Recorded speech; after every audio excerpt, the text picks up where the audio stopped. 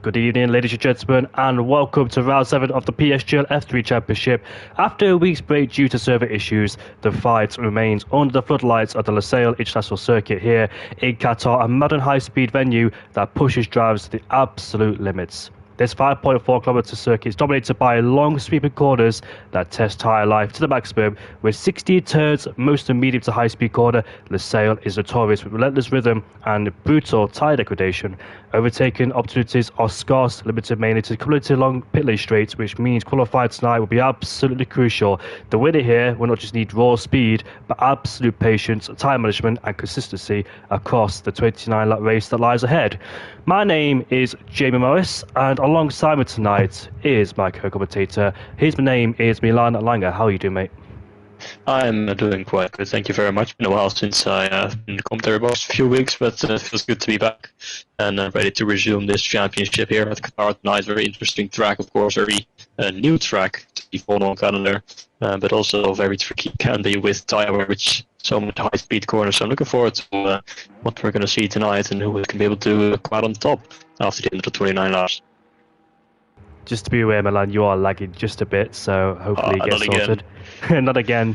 But whilst you saw that out, last time in Hungary, it was Stefano who claimed a breakthrough victory for VCARB, delivering a flawless drive to hold up the title contenders after challenging Luke in the last stages of the race. Lars van der Linden is out of the circuit, so go on board with him as usual. As business, we usually do that when the first drivers on the circuit, we go on board with them to see what they can do. But championship leader, not Luke, continued his superb form with pole and P2 finish, extending his advantage, whilst Artem kept McLaren's strong season alive with another podium behind him as well. Mattia Mangden bagged valuable points in 5th, whilst heartbreak struck for Wards, who retired from 2nd of the grid, who slipped backwards in the championship standings. And if you remember as well, at the exit of turn 4, literally his race was ended on lap 1 because I'm not quite sure if they made contact with somebody or went off the track and spun. But however, his race ended prematurely, way before the race, well, 1 lap after the race, and that ended his race, unfortunately. So hopefully he comes back stronger here, who slips further behind in the championship. And that's left the championship finally poised, because Luke leads the way on 51 points, holding an 11-point margin over Wards on 40, just behind Artem, and Stefano sits on 28 points apiece, with Lars van der Linden only 1 further back on at 27, and the likes of Mattia Manga, Bob Pierre and Jaden, who've got a multi-car fight brewing for the second half of the season. And if you remember as well, Yuri Visser won the first 3 races, but of course he's still in the championship fight, but promoted up to F1, so we can confirm that he's no longer the championship leader after the Hungarian Grand Prix, after such a commanding lead. On board though with Lars van der Linden as he heads down in towards turn 1. We saw his teammate Keke, who tasted victory for the first time this season in Silverstone, but Lars has stepped to the podium, I think, just once this season. As we head through turn 2 and turn 3, we go in towards 5th gear, leads on the curb on the outside, flat tire right-hander as we head towards turn 4 and turn 5. Let's see the speed he carries through here. Look at the great speed. He downshifts into 5th, but off the track, but still remains valid as we head down in towards the hairpin towards turn 6. This can be very difficult, especially on traction as well. You can see the tyres will be lights up through there in the race as we head through turn 7. This complex of corners can be very difficult in towards 3rd, upshifting towards 4th to maintain traction as we swoop through these mid-speed corners. Through 6th gear we go, now coming towards left-hander at turn 10 we go. We're seeing a spinner in F2 there, and that caused a safety car. A bit of oversteer in the exit for Lars van der Linden as we now head towards the triple right-hander we go. And this long right-hander flat out all the way through, but it's so easy to validate in this particular part of the session, especially in the race 2.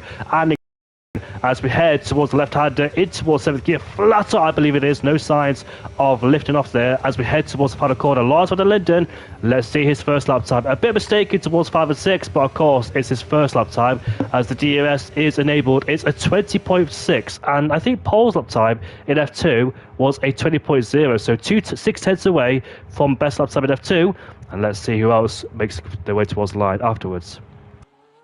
Yeah, good banker lap indeed, but I am going to try and restart if you don't mind. So I'll be fixed the lag, so I'll be in a few minutes. No worries then, so I'll take the action so far. So what goes up into P2, looking for a redemption draft after crashing out of the Hungarian Grand Prix. Milan Langer has left the session, so hopefully he can sort it out because it is a problem with his mic. I think he has a wired wireless headphone as Vettel goes up into P2 in the Ferrari there, and his teammate Papine is got a lap time. He picked up a podium at the Silverstone Grand Prix after a long period away as well, and I believe he crashed during qualifying, didn't he, or the race? I can't remember which one exactly it was, but his looks so far this season hasn't been that great as he makes his way towards left-hander. LSF1 goes up into P4 in the Aston Martin. Polimachi now goes towards the top of the pecking order with a 20.572. Both Hasses, well, the Hasses of Polimachi has been so unlucky this season as well. And look at that, second and third place, barely separated by anything, 0.003 of a second. That separates Luke and Lars for P2. It's a Haas 1-3. So Haas has been looking very strong recently as well. But Polimachi, with his unluckiness in the last few races, I don't think he took part, did he, back at the Hungarian Grand Prix? But when he has, it's either been involved in crashes or internet connection issues as well. He's been so unlucky with internet because he's had plenty of chances to score podiums and potentially take race wins. But he just can't seem to fight the bad luck. Mattia Mango goes up into P2 in Aston Martin with a 20.626, exactly 100 quicker than Lars van der Linden in P3 too. So it was getting very close around here at this 5.4 kilometre circuit. Stefano, our race winner of last week at the Hungarian Grand Prix, or shall I say 2 weeks ago, after the server issues we encountered during Monday night. As Stefano now sweeps through this right-hander, of course, the first race of the season when he finished in P2, second best towards Jeroen Visser. In Saudi, he pitted a puncher as he was fighting with Jeroen Visser. I think he pitted very early, then had to take his tyres all the way towards the end of the Grand Prix, and therefore pitted a puncher on that day as he heads towards the final corner, utilising all the track limits on the exit. Here he is towards the line. He goes. Let's see, it's a 20.3, and he's 2/10 quicker than Polimachi in P2. So great valiant effort there from Stefano, who keeps putting in these blistering qualifying laps as well, and fantastic results. Remember in qualifying he started P4 and he took the lead on lap 1 in towards turn 3. Can you believe it as well? P4 to P1 with that sensational dive up the inside towards turn 1 and took the lead of the race, and he currently has P1 as well here in his early stage of qualifying, and he's 2/10 clear of Polimachi. Mattia Mango up to P3 in the Aston Martin. Lars in P4 ahead of Luke.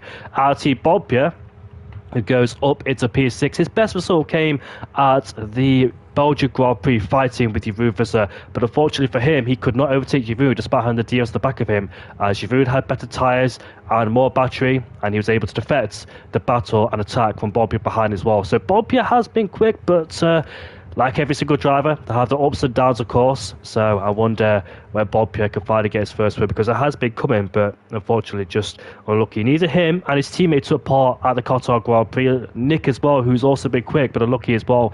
Broken his own plate back in the British GP and lost the podium towards the guys behind too. Papine was the one that took the podium, as Bobbia as well. He sustained damage at the British GP and Austria too in the first part of the Grand Prix, because he was running as high as P4, P5 at the time. But that contact in towards turn 3 cost him dearly as well, because I think he was trying to avoid Papine, who hit the back of Jeroen and affected this race massively. So Bobbia heads back in the pit lane. Now, Artem and Diogo Silva haven't set a lap time just yet. And Diogo Silva scored his best result this season at the Hungarian Grand Prix. He has been struggling on the course of the season too, can't need to catch any luck. He finished P8 at the Hungarian Grand Prix. I'd be very happy too, because he needs that change as well.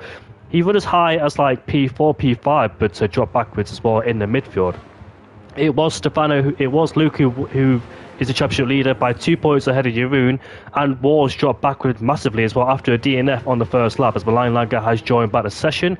So 8 minutes of this qualified session has passed by, as we see 2 drivers out on the circuit. One of them is LSF1 in the Aston Martin, a regular, I dare say, top 10 finisher. LSF1 finished in P8. He's a reserve driver too, so he hasn't been around every single race yet this season, but his every time he's raced this season, finished inside 8th and 9th place as well, back in the Imola Grand Prix and also at the Silverstone Grand Prix, as Milan Langer has joined the session then, so we do get a co-commentator. He is back, but Stefano currently holds P1 so far. Where is he in the championship? He's currently P5 in the championship. Only has done 3 races this season, One at the Austrian Grand Prix, the second was Saudi Arabia, but he picked up a puncher and finished 30th place. And the other one is when he won at the Hungarian Grand Prix too. So Stefano, he can prove a point. He's definitely got a pace here, and there's still about 6 races left to go this season. This one included Qatar, USA, Japan, USA again, Brazil, and Mexico. So towards the second half of the season, can Stefano catch up? He's only about 23 points behind as well. Remember as well, you get 1 point for being on pole position, so that is very crucial. Every single point you can get and grab, very essential for the championship. As we watch Let's go down towards turn 1 here, towards the right hand, use the curve on the outside, can be very difficult now coming towards turn 2, as he uses all the curve on the inside too, and leads on the outside there, flat out right hand as he rides over the curve towards turn 4, coming towards this double right hand. It's a double apex, it's so difficult as well. Let's see how he takes it through 6th gear. He goes, keep the throttle planted as we head down towards turn 6. This heavy braking zone where we saw George Russell overtake Oscar Piastri in 2023, but that's because of the soft compound tyres. Then Oscar Piastri got it back and he won the sprint race in 2023 after Verstappen's fantastic dominant season with 19 out of 22 wins. Here we go, sweeping through the mid-speed, high-speed corners in towards turn 10, hits the apex very nicely, leads on the outside too. Let's see what his middle sector is like. It's 20.877 for him. He is currently up by 2.5 tenths up, so this could be a handy lap time. It could put him well in the radius of Mattia Manga, Lars van der Linden, Luke area. Look at that. 3rd to 5th separated by barely any hundredths of a second indeed. Grabs a bit of slipstream and kicks out as we head towards the final corner. Let's see what the Aston Martin driver can deliver. It seems like a decent final corner for Les as he makes his way towards the line. Here he goes. It's a 20.5. He goes up into P2. What a fantastic lap time there. And he's currently just under 2 tenths slower than Stefano in first place, and Polimachi is exactly 700 behind him. Polimachi and the rest of them are currently on a flying lap, so let's see how their progress is, as Polimachi is 1 tenth up and he goes up into P3 in the Haas there. So Haas is looking very strong so far. Both Aston Martins are looking very strong so far, Milan. Indeed, and both inside the top 5 as one of the is making their way down the down sector 2 as well. So great lap from Stefano in P2, but great lap from LS as well, putting his Aston Martin on the front row there. So already looking at potentially a great result here in qualifying. Let's see what's going to be at the end of the session, as Mattia Manga in the other Aston Martin goes wide there and he validates on the exit there of turn 16. He wasn't really improving much there, but that's going to cost him for sure. But I wonder if he has enough fuel to go for another lap. Both Kick Saubers on the lap as well. Ward's making his way through the final corner. Let's see what he can do. Currently set down in P10 as Polimachi goes to the front row then as he pips the Aston Martin by a few hundredths of a second. Here comes Ward. He goes up to P7, 1,000th of a second behind Lars Lodin. It's so incredibly close right now. And here comes Vessel in the Ferrari. He goes the line. He goes up to P9. And what about the Sauber right behind him in P10? Napoli has improved as well up to P6. Look how close it is. The top 10 within 3/10 of a second.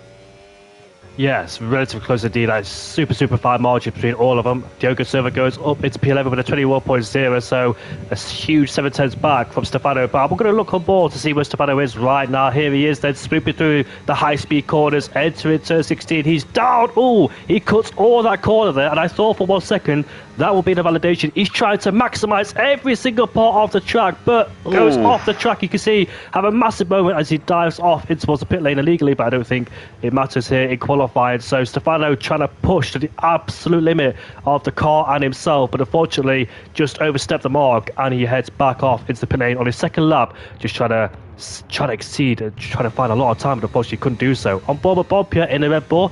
Let's see how he takes turn 5 and turn 6. Very nicely indeed, cutting every single part of the racetrack he can. He's up or down by 1.1, so never mind then. I think he just finished lap time, didn't he?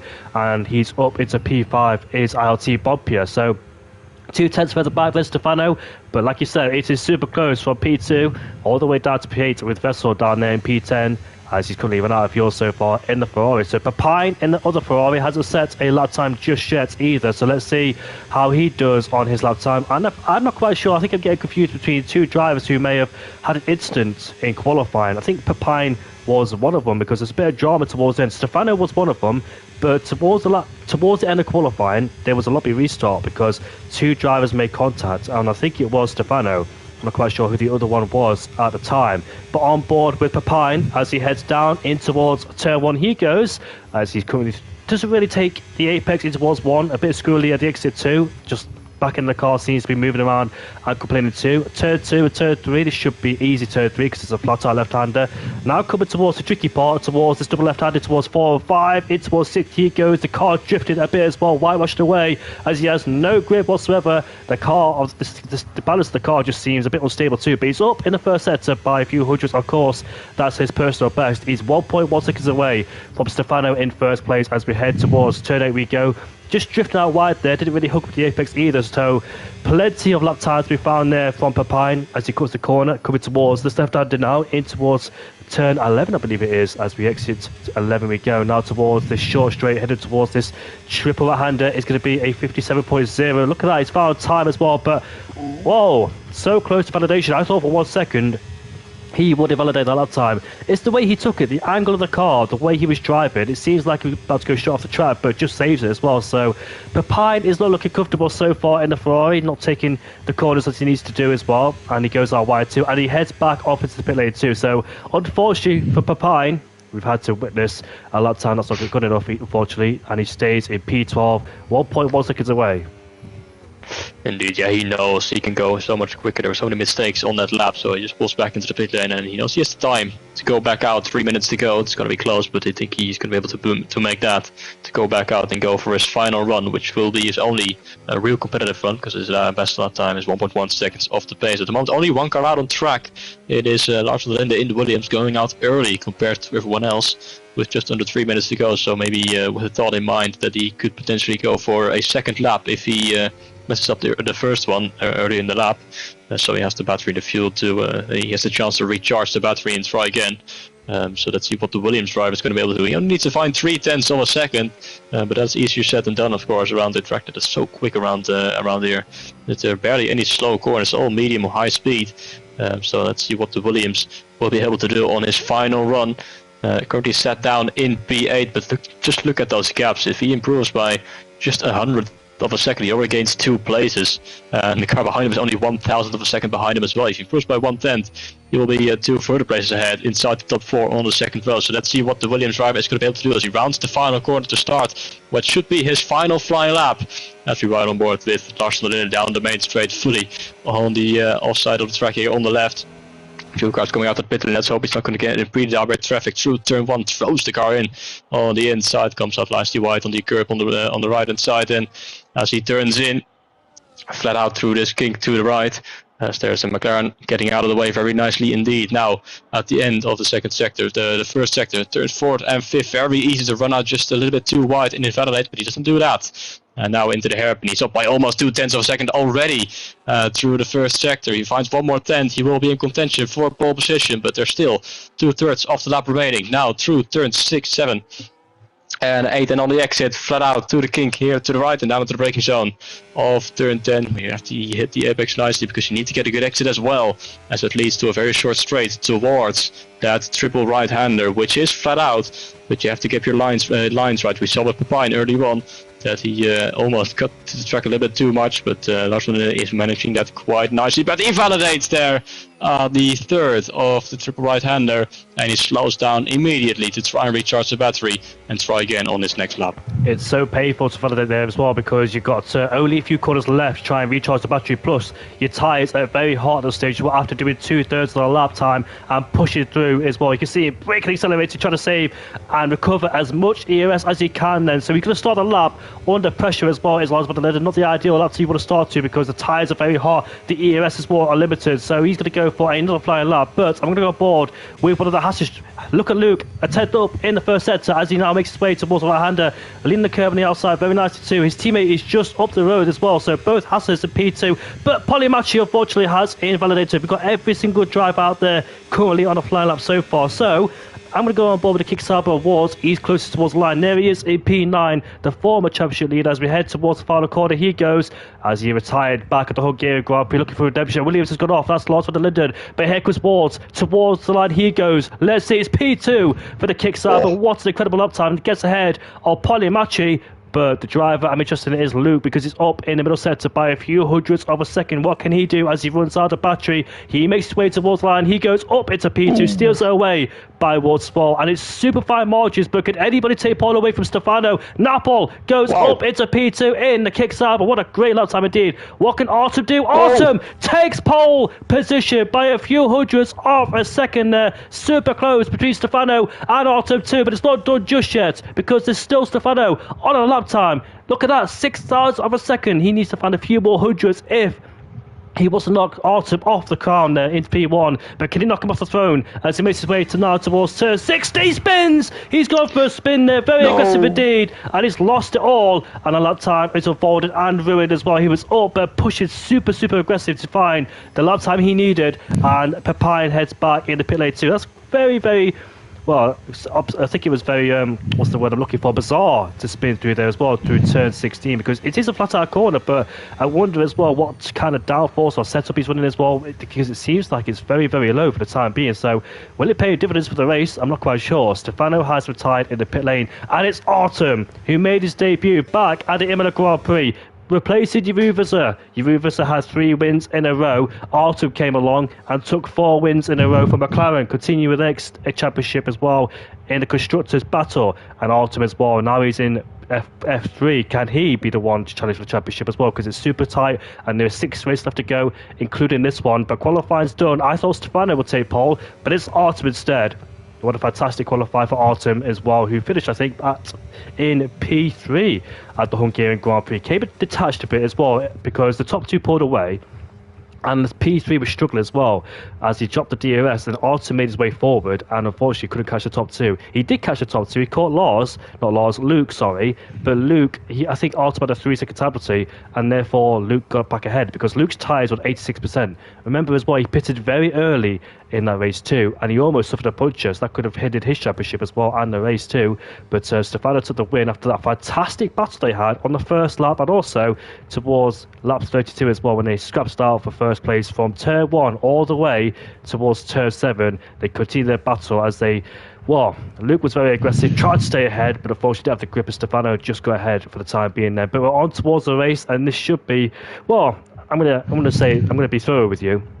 Straightforward. We're going to see DRS trades, of course. That's what we always see. We saw it at PSGL F2, and we don't really see safety cars because there's so much runoff area. But saying that, though, there was a safety car in F2 which spiced things up and brought the pack back together, and people stayed on the hardcore power tyres. I think Dylan Hogeland was the one to win the Qatar Grand Prix, and it was because I just messaged him to congratulate him. But it was Dylan Hogeland who won in F2, and that was a superb race from him as well to control it despite people behind him attacking him on soft core powered tyres, and to do that as well and pick up no penalties is a great achievement itself. But towards this race, I wonder how many penalties we're going to see towards this race, because once the lights go out, the pressure intensifies. Managing tyres here is almost as important as outright pace.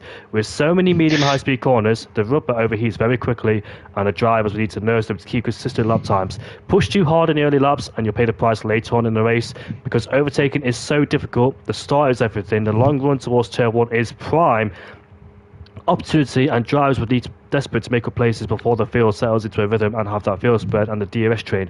After that, it becomes about patience, waiting for mistakes, staying with the DRS and capitalising when the chance comes. The mental pressure at Lusail is relentless. There's no resting, there's no margin for error. To win here, drivers need to hit every single breaking point, every apex, every exit after lap after lap. One lapse in concentration, one misjudgment, and it could unravel in an instant as well. Going to be a true testament to the driver's pace here and patience as well. But Milan, are you looking forward to this race, mate? I know there's only 13, but we still can get some good races despite the attendance. Yeah, exactly, and especially because of how closely the grid is packed. We got the entire top 8 within 2 tenths in qualifying, the top 5 within the tenth of a second. So even though we don't have that many drivers, these drivers are already really similarly matched on pace. And that's going to what is going to make this race very interesting indeed. So it's going to be interesting to see indeed as well. And we already saw quite a few in validation through qualifying, so it's going to be difficult as well to keep your car within the white lines during the race. Will be tricky as well, and of course tire wear around this track has always been quite high, so that is going to be another factor to take into account in this race. So tire management will be key towards the end of the race, but we can expect some DRS strain for sure with how closely these drivers matched pace wise, but that doesn't take away that it's probably will be a very entertaining race as well, with so many drivers at a similar level of pace. Here we go then, though, for the race. Let's go. No formation lap, straight into business. Let's see what happens going down towards turn one. And we're underway. Kick Sauber has not started, and he gets going. But it's contact. The Aston Martin is the back of the Sauber. What's happened to Napple? But the top two are scrapping away as we head down in towards turn one. Artem goes all the way around the outside in towards one there. Can he keep on the track? Yes, he can. Artem maintains lead the Grand Prix just like Verstappen did against Norris in 2024. As behind us we go, Polimachi has lost a few places. Lars van der Linden is right behind two capitalize. Is alongside Diogo Silva as we head towards turn 6 and turn 7 we go. But let's see what happens going towards the corner. Lars van der Linden struggles to keep it with the track limits there. Already may have picked up a warning as we head towards turn 6. It could be a chance to overtake the Haas on the inside. But here comes the Kickstarter 2 Wars behind IRT Bonpierre as Lars survives the threat there from the McLaren driver. But Bonpierre as well open to P4. Great start from him as well. I think he started in 6th place. Yes, he did. From 6th to 4th as Artem and Stefano went side by side. First, Artem utilising around the outside he went as well. What a fantastic move. Had the momentum and he didn't go off the track either. But what happened to Napple as well? Is this going to be a lobby restart? I'm not quite sure because Napple did not get going. Is he in AI? Is he here? I'm not quite sure. So I think maybe something happened with the live procedure. Was it lag as well? Because some drivers can lag and the lights won't go off at the same time. So I'm not quite sure what happens. I'm going to assume we keep the race going. So let's see what happens in this race. So if there is a lobby restart, we'll tell you or not. But we'll keep this race going for now. It is Artem who leads ahead of Stefano. And Napple says restart in the chat.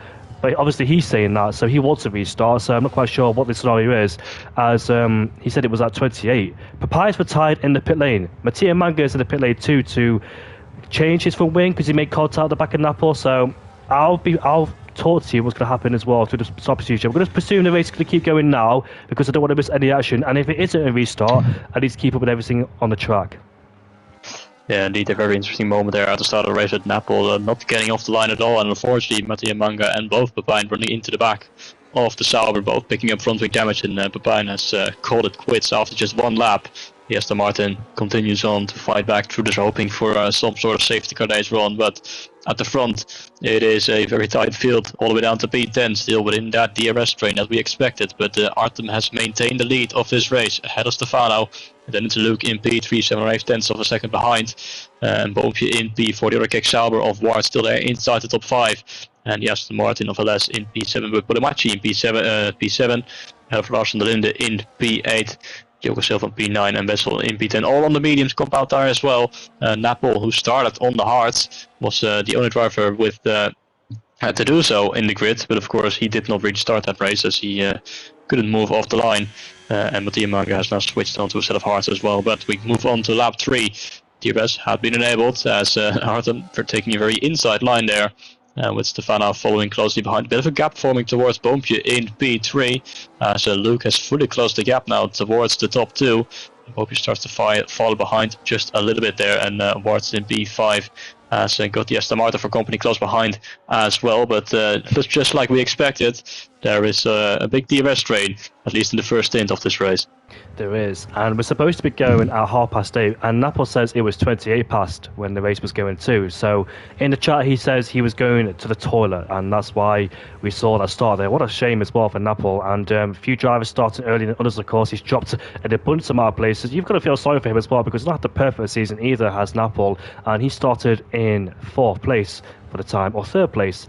Yeah, 3rd place. My mathematics aren't that good, unfortunately, when it comes to maths. I did fail it in school, but everything else I passed. So, yeah, that's why you don't want me to read out championship standards later on in Abu Dhabi or in Mexico when it comes to the last race of the season. But Stefano is right at the back of Artem as well. You can see him there just going out wide as well. He's stuck in the dirty air right behind him too. So what will he do? How will you play this out as well? Because when you're in 2nd place, you're in a prime position to keep behind as well and use the DRS, the back of the driver ahead, keep the guy behind too. So what's going to lie? The top 2 have the control of this Grand Prix, because that's what happens as well in Qatar. You have a massive DRS train as well, and some drivers stay where they are because they're comfortable and know they can control the race. But look at Luke on the back of the Sorry, the RB as we go in towards turn 1 around the outside. It's a late move, goes deep in the corner, and there's contact too. He goes off the track, and here comes Luke around the outside too. But Artem goes deep. Look at this, it's so close. There's a contact, and Luke is in the middle, and he goes up into P2 as well. Artem had a bit of a moment as well, caused these two to continue up, and Artem maintains the lead of the Grand Prix. What a fantastic battle this was. It got super close, but luckily every single driver came out unscathed too. I don't know why I struggled to pronounce that RB's name was RB of Stefano. I was thinking about the Kickstarter for the time being, so that's still in my mind. But yeah, what a battle that's going on between first, second and third there. Apologies about the call outs to that one, it caught me off guard, but Artem maintains lead of the Grand Prix. I didn't expect Stefano to go around the outside in towards turn 1 because the move wasn't really there, but he was going to go for it anyway, and it caused that battle all the way towards turn 2 and turn 3 as Luke had a go as well, got past Stefano, and it's up into P2. So I wonder if Luke put the pressure on Stefano in front of us and made him go deeper towards turn 1 as well, because he probably thought Luke was going to overtake him towards turn 1, so he broke later, then tried to avoid Artem to go around the outside of him, then Luke took away P2. So great scrap, Bonpier and Ward on the rear end of this train too. It's a massive DRS train from first all the way down towards 10. Look at Stefano as well, cut to the corner in the final corner. We've seen him do that plenty of times in qualifying too, just trying to utilise every single part of the racetrack. But the DRS is enabled, and Luke is not messing around. Here he is to the left hand side. He overtakes for the lead of the Grand Prix as we head down towards turn 1. But look at Stefano. This time does not go for the move. He stays behind Artem as well. This is a great scrap for P1. Remember, Luke's been on pole numerous amount of times this season, but unfortunately for him, he could never convert it into a race win. He's had plenty of chances. Missed out back at the Hungarian Grand Prix because he pitted early as well in the Grand Prix. Pitted quite early in comparison to Stefano, and they both had to make their way through traffic. Both made their way through traffic very quickly too, not to get their progress thwarted. And Luke, unfortunately for him, found Stefano behind him, and Stefano overtook him towards the last season of the Grand Prix. So Luke is still searching for that first win of the season. Can he get it though? We said every single race, don't we, this season? But he's still going for it, and I wonder, this could be a big chance, but there's a long way to go in the Grand Prix. DRS enabled, of course, so plenty of chances to make the overtake for the guys behind.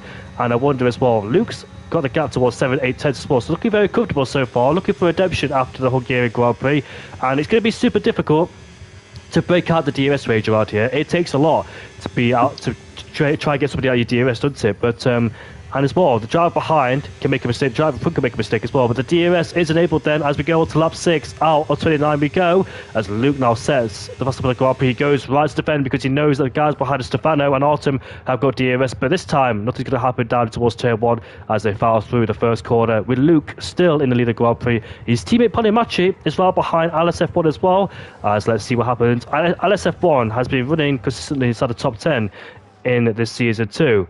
And he's been doing such a good job. He hasn't raced every single race, except I think he's raced 3 races this season, and he scored regular points, P7 and P8. He's currently P6 so far, so steadily climbing the ladder, race by race, and doing such a superb job as well.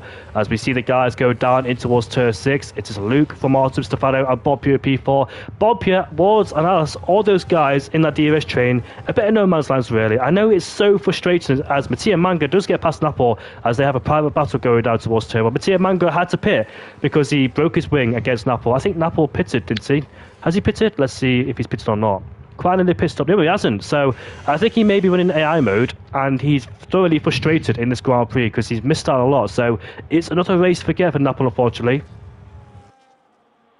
Indeed it is, and runs right to the back there off the field, but Luke in the lead, and it's been clever racing from him so far in this race. A couple laps ago, he put the pressure on Stefano to go around the outside of Artem and slipped up underneath and took that second place. On the next lap, he immediately attacked the McLaren to take the lead off this race. Now he's building an 8-10 gap, but that is not going to be enough, and the McLaren will close that gap back down this straight. Stefano is putting the pressure on the McLaren driver as well, and Bonpier is dropping outside of DRS range right now. The gap was 1.1 seconds as we went in towards turn 1, and the Red Bull driver really is struggling to stay behind. He's having to use a lot of battery to stay within that DRS range, and he's starting to fall behind. And Warts at P5, also 0.8 of a second behind. The gaps are starting to form halfway down this first stint, or maybe at the end of this first stint, and we might see some gaps forming over 1 second, and see this train being split up right ahead of the first pit stops here. But Luke in the lead, and he is doing a very good job so far to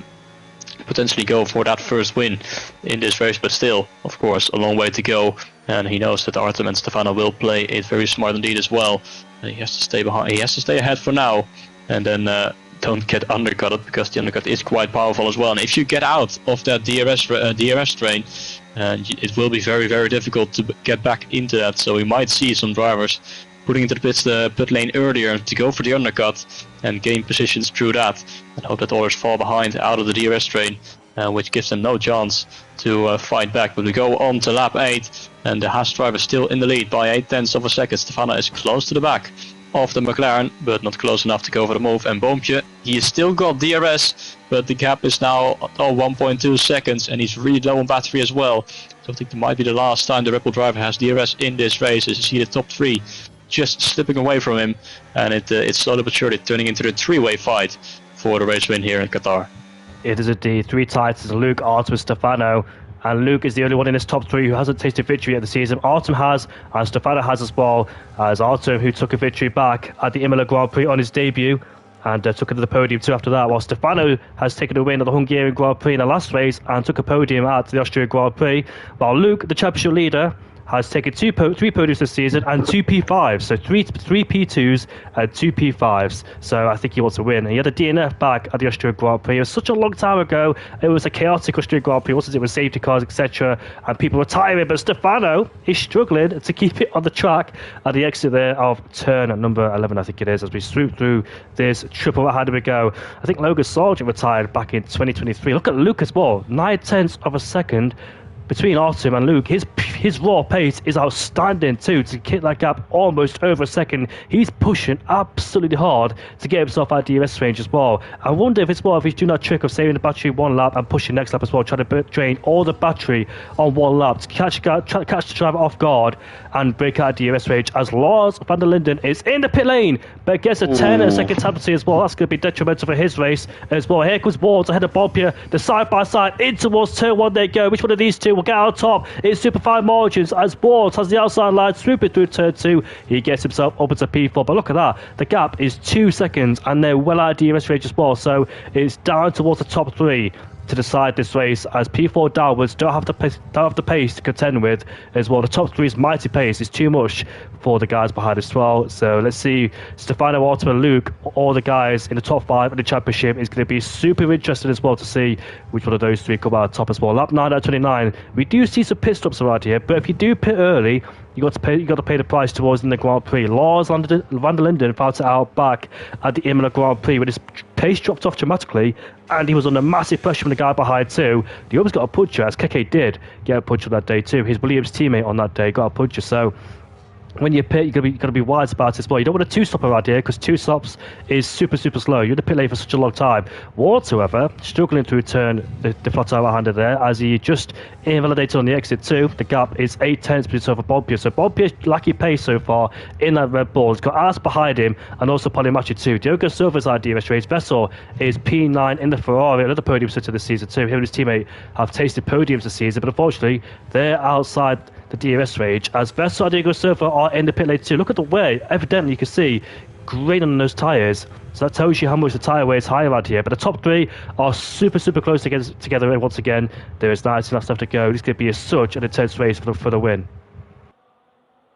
Indeed, and so quite a few drivers already putting into the pit lane quite early, which is going to hurt them later on in the race. Lars van der Linden, he will get ahead probably of the McLaren and the Ferrari, but of course he's got that 10-second time penalty as well, which is absolutely going to ruin his chances of getting a good result. But look at the gap he's got towards the McLaren and the Ferrari. They're both in the DRS train, remember. The entire top 10 was in the DRS train for a moment, and now the Williams is 3 seconds ahead of the car he was fighting before he went into the pit lane. That is the undercut around this track, but yeah, it's so unfortunate that the Williams driver got a 10-second time penalty, because now it's all for nothing, because he will not be a contender for a win or a podium tonight. But a few drivers already putting into the pit lane early. You have to do 20 laps on those hards, which is a very long way, as Lawson is struggling for some grip there in his Williams. But will we see more cars following into the pit lane at the end of lap 10, or are they going to try and stay out as long as possible and have the tire advantage at the end of this race? Luke is going to be pulling into pit lane. Yes, our race leader pulls into the pit lane. Stefano and Artem both continuing on, but the Haas driver into the pit lane onto lap 11. And so is Ward behind, and LS in the Aston Martin. 3 more drivers putting it to the pit lane from the mediums to go onto a set of hards. So Luke covering off a potential undercut for the McLaren and the V-car behind. And let's see where it's going to come out compared to Lars van der Linde. He should be still ahead of the Williams because the gap was growing quite significantly on these final few laps before their pit stops. And he will be ahead of the Williams. What about Wards then? It's going to be much tighter on the exit. I think the Williams has got ahead of the Kikisau. Yes, he has. So Lars van der Linde in a potential P4 position right now on track.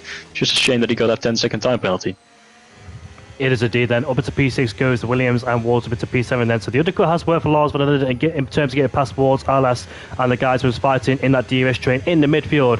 Vettel, however, struggling through the first corner. So I thought Stefano and Alton would do the undercut on Luke in P5. But what I've noticed this season, Stefano especially loves to go very, very long in towards a stint, especially the first stint, like he did in Saudi Arabia. But pit up a puncher, unfortunately. I think it was expecting a safety car as Vettel unfortunately endures a lot of a lot of wheel spin at the exit of turn 6. Autumn too is another driver who likes to go for a long first stint, because Luke was super close to a puncher in Hungary. It was about 86%, but here comes Autumn in the pit lane. Stefano is going to go one more time as Autumn double locks his front tyres there as well. And let's see, it's the hardcore pod tyres. What's happened? In the background, Bonimachi and Bumpy going side by side into the pit lane, but the Haas was so late on the brakes as he went to the pit lane. Then he had to pull alongside in order to not hit Bumpy into the pit lane, but they went wheel to wheel through the fast lane there. It was very, very close between those. There's both onto the pit lane to go onto the hards. But yes, Stefano staying out very long, struggling to keep it on track as well. Luke gets ahead of Autumn up into P2. He goes, I just saw that it looks like the Haas was inside the Red Bull there as well. So yeah, he did brake very late, and luckily for him, I don't think he sustained any front-wing damage at all. So just go! Contact, was it? Or did he lose it by himself? I just went to a ball with Bonimachi, and we were just in between of losing the car towards turn 1. So went to a ball with him, and he lost the car. He's rejoined down in P10. So I wonder what happened to him. Did somebody make contact with him going out the pit lane? So that could be detrimental for his race. He's stuck in this DRS training last now in P10 essentially, but he does have fresher tyres in comparison towards Vettel, Diego Silva, Bonpierre as well. Bonpierre slipped back into P7 as he was up into P4 for the time being, so he's lost a lot of places, has IRT Bonpierre.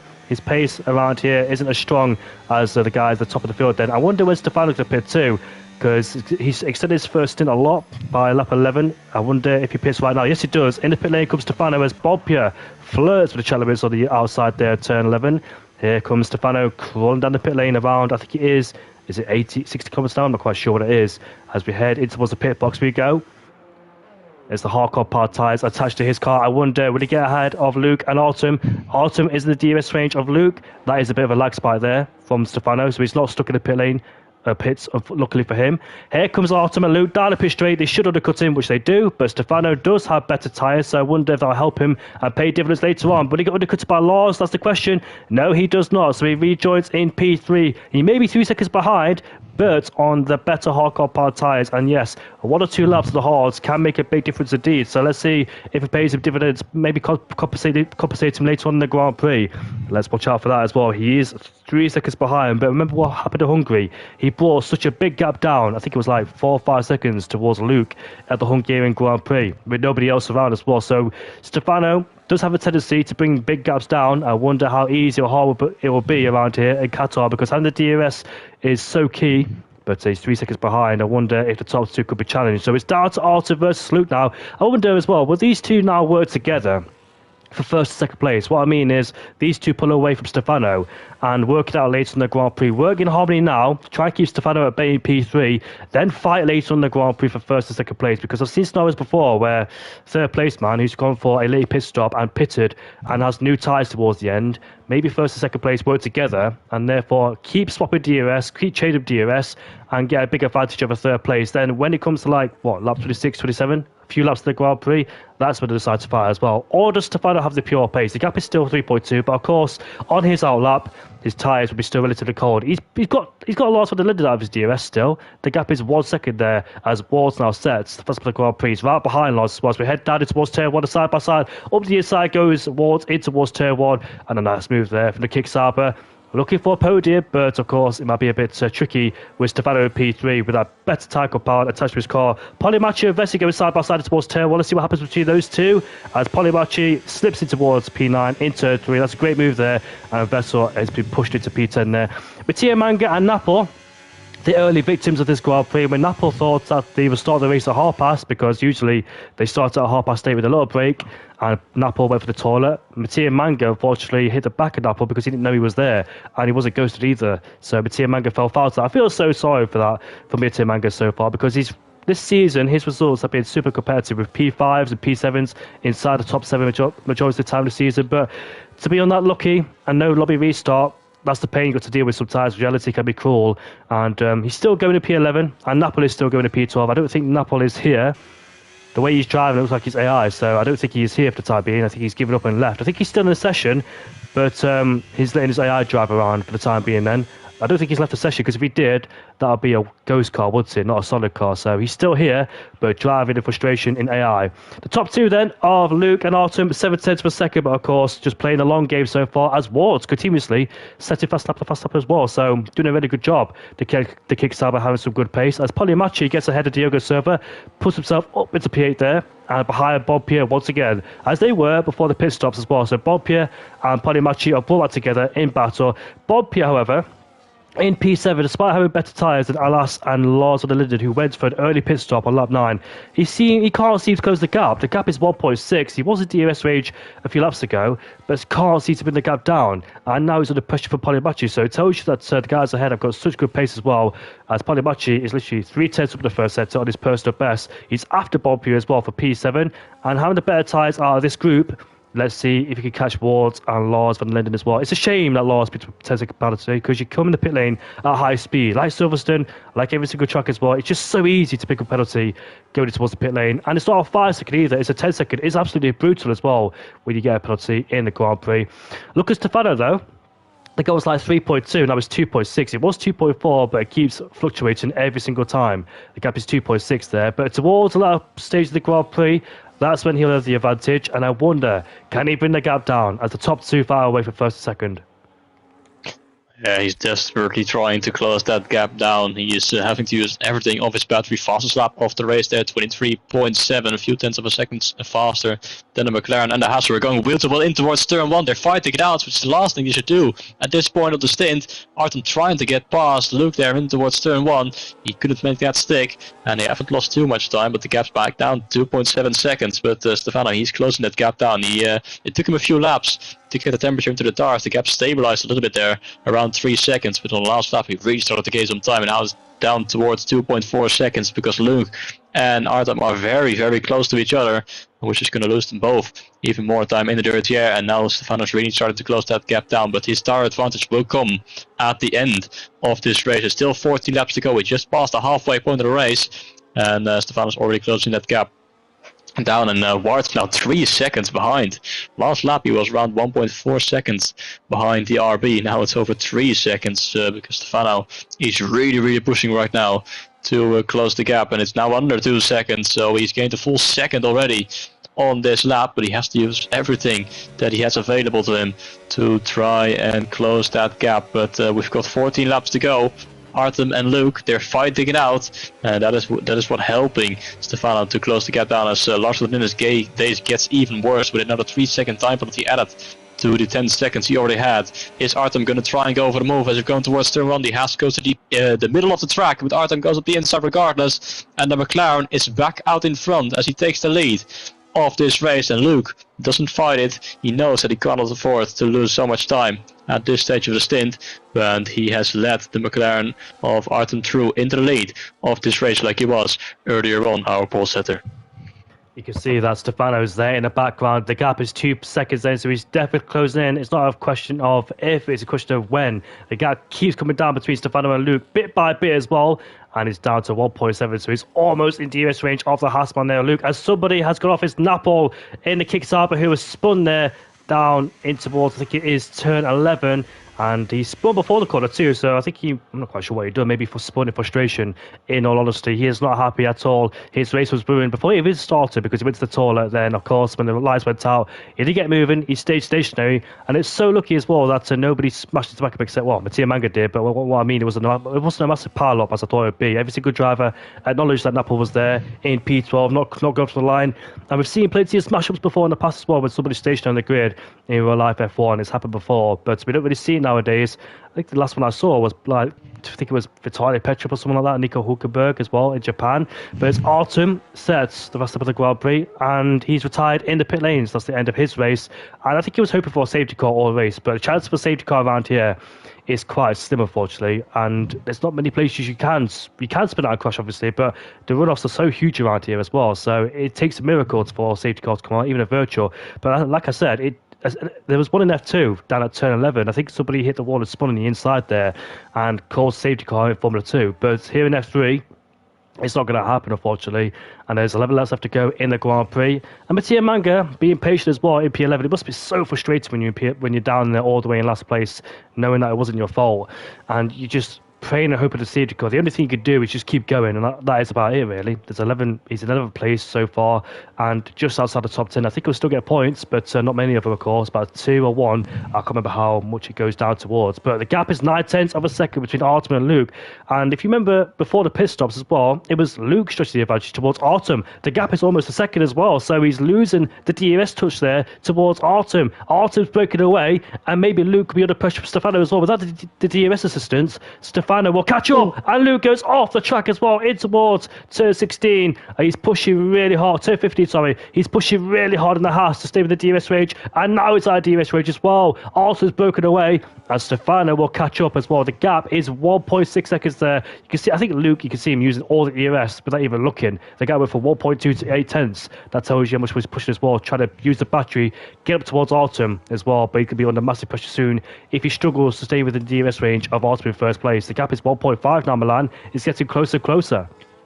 Indeed, the top 3 is getting back together too close to each other, although Artem is desperately trying to build a gap of over 1 second towards Luke, but Luke is responding to that. He's using his battery to stay within that DRS range, because if he loses out of that, then it is going to be very difficult to catch that gap back up, and he will be under pressure from Stefano. He will be vulnerable as well if he doesn't have that DRS, but the gap is 1.1 seconds again. He has to use more battery to close the gap back down to under a second, but Artem is pushing on. He's saving some battery as well. It looks like he's got the pace advantage right now. Just like you said, Luke was pulling away at the end of the first stint, but halfway down this stint, it is Artem who has the pace advantage. Look at how close Stefano is getting. 1.1 seconds is the gap towards the Haas, who is now getting back under a second. If he uses some more battery on the exit as well, it's going to be very close if he has the DRS. I think he just about has, or does he? Because I think the detective point is just out after turn 15, so he might have missed out there by a few hundredths of a second, and neither of them having the DRS, so look how close it is. But it looks like Luke has got some straight line speed advantage, because the gap is down to 0.5 of a second again, but they are getting so much closer to each other for these final 10 laps. We have got the top 3 back close together, where it was like it was at the beginning of this race. I find it a miracle how Luke is able to get himself back in DRS range. Not a miracle, of course, but his talent, his effort as well, his skills to get himself back in the DRS range. Because usually when people are out of the DRS range, they push too hard, they overstep it, they make mistakes. Yes, Luke made a mistake at turn 15, but we went out wide once and maybe picked up himself a warning for that one. But he's back in DRS range as well, so very scarce indeed. Very, very important to get himself back in the DRS range. The gap is 6 tenths of a second between himself and Artem. So valiant effort there for Luke to get himself back in DRS range. Not getting spooked out by that, but he has got Stefano right behind too. Stefano has caught up. The gap was 3.2 seconds when he pitted at the end of the lap 13, and now it's caught up towards the top 2. So top 3 fight once again. They're all back together, but a different tyre age as well. Stefano's got the youngest tyres out of these 3, and the guys behind are nowhere to be seen. The gap is 6.7 seconds. It was a big DRS train, but it got split because Bob Pierre couldn't keep up with the pace with the guys in front of the top 3. So let's see what happens going down towards the straight then. Maybe Luke has to go overtake Artem because he's got Stefano right behind too. So here we go with the DRS wide open.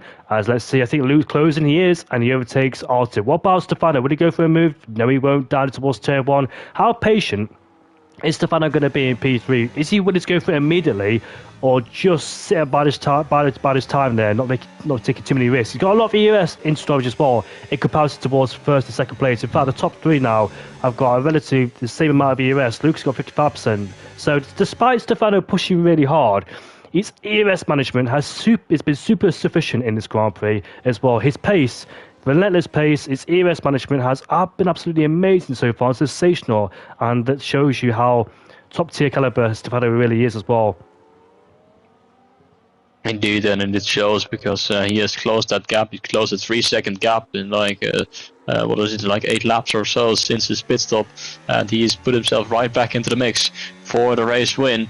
And he's definitely going to have the tire advantage as well in the final few laps, which is going to be crucial for him, as he just will have that extra speed in the corners to close the gap and potentially build a gap if he does get ahead of these two, as Luke is now starting to pull away a little bit towards Artem. But Artem, he's got a full battery and he knows that he will just stay within DRS range, as he a bit of a mistake there going to the final corner for Stefano as well, going just slightly wide there as we go on to lap 22 of 29. 8 laps to go, and Luke is now our race leader ahead of Artem, and then it's Stefano in P3 just biding his time and hoping to see the McLaren make a mistake. He's getting closer, but at the moment still not quite close enough to go for the move, and it's always going to be difficult and when you're the third car in a DRS train, because the car ahead of you will have the DRS just like yourself, so you don't really have that overspeed unless you have a significant wing advantage or a way more ERS. But at the moment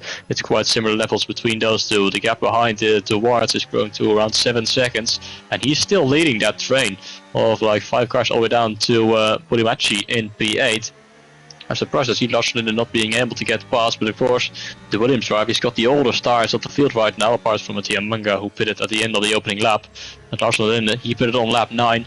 He will be struggling for tire wear at the end of this race, but he's still staying close towards in P4, and he's got LS behind him as well in the Aston Martin. Nice scrap between those two drivers for the position just outside the podium, but the scrap for the positions inside the podium are going to be very interesting to look at as well. Stefano is closer now to the McLaren, 0.2 of a second going into the final corner, but he makes a bit of a mistake on the exit as well, as the Ferrari driver picks up a penalty there for track limits. But Artem just deploying that battery. Stefano is closing the gap again, but choosing to stay behind for now. It's going to be all about those final few laps and positioning your car right, being in the right position going into the final lap. You probably don't want to be leading going onto the final lap just because there's only one DRS straight. If you get overtaken, it's really difficult to get back past on that final lap. So it's all about track position going into the final lap. But we've got 7 laps to go. Luke still leads ahead of the McLaren of Artem and Stefano in P3. We are into the closing station here in Losail, lap 23 out of 29, and the pitch at the front is definitely starting to get spicy indeed. The pit stops are done, the strategies are locked in, and now it's all about pure pace and time management towards the end of the Grand Prix. Leading the way is Luke in first place. The Haas driver once again showing why he's become the benchmark of this championship. Even though he's under pressure from the guys behind, 11 laps into the stint, the tyres will start to feel a strain very, very soon. But he's holding firm in first place so far. He overtaken Artem as well a few laps to go. And Stefano is right behind Artem as well, going towards this triple out him as well. You can definitely see that Stefano's got a lot more confidence as well. It keeps turning. The pages keep turning as well. You see that we saw Artem have to pendulum towards its way earlier on, and now Luke, like he did in the first stint, has built up an 8/10 gap as well. So we thought that Artem had the pace to bridge that gap over a second, and Luke struggled to stay in DRS range. Now it's swung around all again, as Stefano is right behind with the DRS open. When will he pounce on Artem? That's the question. Down towards turn, because like you said, you still have DRS, but the guy ahead does have DRS too. So it's so difficult to overtake going down in towards one. He needs to try and force a move somewhere within the 5 laps remaining in this Grand Prix to taste his second win of the season. Artem as well going for a second win of the season. But Luke, however, like we said plenty of times, he's still going for his first win of the season as Artem there defending the inside line against Stefano. Stefano's got so much confidence as well through the corners, but a bit of movement out of turn 5 going in towards the hairpin at turn 6. The slowest part of the track is turn 6, where traction is necessary as well as we come through turn 7 to turn 8. The high speed, mid speed corner, especially this particular part of the track. It's very easy to make mistakes through here as well. Wheel spin and the exit of turn 7 there for Stefano as we swoop through these corners going down in towards turn 11 we go. And this is also where traction is very, very crucial as well, because it leads all the way up towards turn 12. And the flat out right-hander as well, where it catches a lot of people out too. Look at Stefano with all that confidence he's got. The gap is 8 tenths again between Artem and Luke. So Luke's got a lot of confidence so far. He lost it a few laps ago by breaking himself out of DRS rage. Then got himself back in it, and he's doing such a good job so far. Maybe he wants to keep Artemis DRS, if that's possible, because obviously if he keeps Artemis DRS, it reduces the chances of Stefano overtaking. But Stefano is right behind Artem. Both have DRS. Can Stefano get close enough to make a move down in towards turn 1? It's super close. Artem goes defensive. Can Stefano go around the outside in towards turn 1? No, he can't. He loses the back end. He doesn't have the grip. And once again, he goes off the track. This could be at a second validation. Yes, I count the validations between the top 3. So Stefano could pick up his second warning, and that could be costly towards the end. If he makes one more mistake, one more infringement, could mean a 3-second penalty for Stefano. Yeah, indeed, he has to be careful on these final few laps, but at the moment he still cannot quite find a way past. He tried to go around the outside, but the grip just ran out on the outside of the track as Diego Silva pulled to the pit lane as well to go for the mediums, not being able to make this race work on a one-stop. But Stefano, he is getting desperate to try and find a way past the McLaren, because he knows if he goes into the final lap in P3, the best he could possibly get is probably going to be P2, and he wants to win this race as Mattia Manga is setting the fastest lap of the race on the brand new set of hards now. Down in P11 just outside the top 10, but we've got 4 laps to go after this one. Luke still comfortably in the lead of this race by 7 tenths of a second. Stefano once again close to the back end of Artem, who runs slightly wide there through the final corner. This time he's even closer to the back end of the McLaren. Stefano is once again going to try and go for the move, full in the slipstream. They're draining the entire battery. The McLaren is going to go to the inside once again. Stefano has to go around the outside once more. He's going to try and go for the switchback as the McLaren goes slightly deep. He's going to get the outside line then for the best contact between the two. Artem on the inside. Stefano tries to go around the outside and runs out of grip again then, and the McLaren just stays ahead as Stefano has to yield, trying to find a way past the McLaren, but still Artem remains put in P2. Oh, there's such big pressure there. Is Artem in second place? There is 3 laps left to go, and Artem knows he's in the best place to take the lead away from Luke as well in first. He's doing such a good job. Stefano, I thought when he called the top 2, he's able to pull up on the back of him and overtake him one by one, but he hasn't done so far. He's been stuck there in P3 ever since he caught up. Polymachi gets out of Bobpia as those two have a scrap in towards turn 6. That's quite interesting as we head towards 7 now. Bobpia lays the brakes, so the Haas goes a bit wide out of turn 7, so Bobpia may have to trash. Yes, he does, and he puts himself back over to P7 there. These guys, however, are still there. 4, 5, 6, and 7 in a big DRS trade, and Polymachi in 8th too. So big DRS trade from 4th downwards, but Lars van der Linden does have a 13-second penalty after he picked up a penalty in the pit lane, then got another one for track limits warnings too. So he could drop all the way towards 8th place because Vessel's too far behind in 9th place there to try and capitalise on his penalty. Although he does have a penalty himself, Vessel. But here we go. Once again, lap 27 out of 29. Stefano in 3rd place is running out of time. His options are limited, but this time not close enough going down towards turn 1. So I wonder if Artem might have the advantage to overtake Luke late on the Grand Prix as well. How good is his ERS management? Because he's had to use a lot of it to keep Stefano behind. So this has been such a good race for Artem as well in P2. His defences has been absolutely immaculate so far in this Grand Prix, but he's got to do it 2 more times. Then lap 29, will he be in the same spot if he is on lap 28 heading towards 29? Because if he is, he has a big chance to overtake Luke. So these two have a big chance to win. I think Luke in 1st place will be compromised as well because the guys behind will have the DRS. Is there any way that Luke can defend this against Artem and Stefano? He's been quite good. He had a tendency in this race to bring gaps towards 8s and 9 tenths. And let's say in the last lap, if it's 8 or 9 tenths, that could be doable. Can he do it once again? Does he have the pure pace to keep the guys behind going down towards turn 1? Because the middle sector, this is where he has the territory around him as well. It seems like the middle sector is best suited towards him. He keeps bringing the gap over like 6, 7 tenths of a second as well. So he seems super strong in this part of the section, despite being on older tyres. 16 lap old hardcore powered tyres as well on this stint as we head down towards the final corner. Once again, the penultimate lap will happen. Artem as well. Bit of a moment at the final corner, but here we go. It is lap 28, 29. The pulse will up in this race, and Stefano once again is too far back. I don't think Stefano will have a chance to win this Grand Prix. It's been a valiant effort for him so far, but Luke's Artum's defending has been absolutely thrilling so far in this Grand Prix. He's defended once again, so this could be Artum's to win for a second win this season here in PSGL F3. Ever since he replaced Yuri Rizza, he won back in Imola. But I wonder, what can Luke do in the middle sector on this lap? Indeed, he needs to build that gap to over 4 tenths. 4 tenths is not going to be enough because the McLaren, he's got a full battery. Luke is trying to charge that right now. It's down to 3 tenths of a second, but he needs to get it up to around 6-7 tenths of a second going on to the final lap, onto that final start-finish straight. If he gets that gap, then he might be able to pull off the defense if he has a full battery as well. This is the part of the track where he's been so strong throughout the remainder of this race. Remember, he's got the oldest tires out of this trio. Artem's got 1 lap tire advantage. Stefano's got 2 compared to the Haas, and the gap this time is only 4 tenths as we go into the final sector. So I do wonder if that is going to be enough, and it's very close for track limits as well on these final 2 laps. But Artem is staying closer than he has been on the final few laps, and the gap is 5 tenths as we go on to the final lap of this race.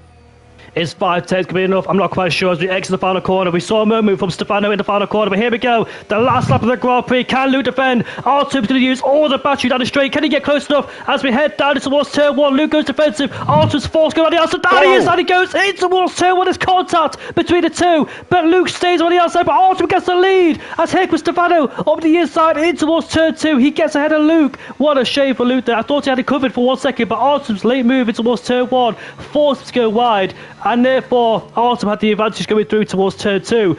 What a fantastic move there for Artem as well. Leads the brakes in towards first corner. Yes, there was wheel banging, but Robin is racing, as they say. But I think Artem now has pretty much got it cemented, secured into first place, because Stefano can't do it. If there's one more lap, then Stefano will have the advantage on Artem, but Artem's judged this to perfection as well on the last lap of the Grand Prix. I thought Luke had it, but unfortunately he didn't, and he's dropped a second as well. What a shame for Luke. He deserves to win this season. Many times before as well in the past. He's taken pole, but he hasn't got a win this season. He's had 3 P5s and 2 P2s so far, the championship leader, and it could be a P3. He's still searching for his first win of the season. But Artem is going to go for his second win after winning at the Imola Grand Prix a couple of weeks ago. He made his debut back in Imola, and here he is in Qatar with a fantastic display of driving once again. Finished P10 back in Silverstone, finished P3 back at the Hungarian Grand Prix, but here he is around the final corner. Here he goes. Stefano's too far back, and Artem wins the Qatar Grand Prix. What a fantastic race it's been from the McLaren driver. Great overtake on the last lap to get first place, and Stefano once again and another podium added to his tally in P2. Great drive for both of them. And Luke as well. Great drive for him in P3. Lars van der Linden finished in P4, but he does get a 10-second time penalty and a 3-second time penalty. He drops all the way to 8th place. And Wards, great comeback as well from retiring at the Hungarian Grand Prix in Turn 4. Finishes in 4th place here in Qatar. Alex in P5, and here comes the Ferrari as well. Vettel with a lowly race in P9. Diogo Silva in 10th place. And Mattia Manga, do you know what? You got to give full credit and respect, because his race ended on lap 1 when he broke his wing because the kickstart wasn't moving. So I've got to say, full respect for Mattia Manga. I know it's so difficult to stay in the race despite being in last place the whole time and having no hope at all. No glimmer, no hope or glamour. And here he is towards the final corner. He will finish in P11, but you've got to say, massive respect for him, because he knows every single point is crucial, and he finishes in 11th place. That's a warrior drive there for Luke, for Mattia Manga, because I would have retired if it was me in that situation. I think many people retired too. But it's a good job staying in the race despite being unlucky with a broken wing after a Napoli not moving off the start. So full respect to him, and a shout out to him too. But shout out to the Irish driver of Artem, winning in the McLaren. What a fantastic drive for him, beating the Dutchman and the Italian driver too. And Artem lifts the trophy once again for the second time. It's his 3rd podium of the season, and he's currently, I think, where is he right now in the championship? P4, but he could move ahead of maybe Wards. I'm not quite sure. Maybe he is. So we'll see what the championship's like towards them, because my mental math is not good enough to figure it out. So yeah, I think Artem may move up the order as well. But I think Luke will maintain the championship lead ahead of Wards, because Wards scored in P4. So it's going to be super tight between Stefano and Artem, because they're 4th and 5th in championship, but I dare say they'll move up with 1st and 2nd. But Milan, despite the attendance, mate, with 12 drivers and 11 finishers this race, I think we can definitely confirm that it's been a good race once again, like it was in Hungary. Yeah, indeed, it was a great race to watch as well. And what a move that was from Artem on the final lap. I'm sure Luke is going to have something to say about that because there was contact, but I thought it was just great racing between the two, and Artem stealing away the victory on the final lap on the of this race, and winning this race in style now from pole position. So well done to him, and well done to both Stefano and Luke as well on their podiums. Those were the three big names in this race. They went in the top three at the start of the race, and they finished there in the end as well. So indeed, it was a great race to watch as well. Despite the low attendance, it was some great action out on track and great battles for the lead and further down the field as well. So it was a great watch. It was indeed. And once again, Milan, I've got to say, mate, thank you so much for commentary, mate. I think race, etc. So thank you so much, mate. I know it's been a long time, 2-3 weeks, maybe 4 weeks. I'm not quite sure when it was, but it's been a while since I commentated with you. But we're back again, and thank you so much, mate. That's all I've got to say. Thank you as well. It's been a pleasure, as it always has been, and I'm looking forward to many more races in the future. Exactly, mate. So we move on to the US Grand Prix next week, and I'm going to be honest with you, I actually don't know which one it is. It could be Texas, Vegas, or Miami, but hopefully it's Vegas or Texas, because those two always show some good races. Even Miami as well. I know it's terrible in real life, Miami, but all three US tracks in the game itself is quite spectacular to watch as well. So I actually don't mind which one of the three it is, to be honest with you, but hopefully we get some good racing across the three US tracks. So yeah, I'm not quite sure what it is. Well, we got USA twice this season, so it could be Miami and Vegas, or Dakota. I'm not quite sure what it is really, but we'll find out next week. And I'm not quite sure if I'll be commentating on Monday next week, because I'm in Amsterdam and I'll be coming back home late on Monday. So I'm not quite sure what time I'll be back on Monday. Definitely before 8 p.m, but depends how tired I am with the with the fatigue, I must say. Not jet lag, because obviously it's only an hour travel from the UK to Netherlands, but in terms of how busy the day is, etc., and when I get back, it depends if I'm exhausted or not for the travelling. I don't know, but I'll let you guys know. I'll let you know, Milan. But if you are on your own next week, Milan, I'm sure you'll do a good job. Thank you very much, and I hope to see you again very soon. Goodbye for now. Enjoy the Italian Grand Prix in Monza this weekend. I don't think Ferrari will win like last season, but I think it's either Oscar Piastri or Lando Norris. Can Norris bounce back after a problem in the race that caused him to retire, or Piastri continue his fantastic form this season? Find out this Sunday. We'll see you all later. Goodbye for now. Goodbye.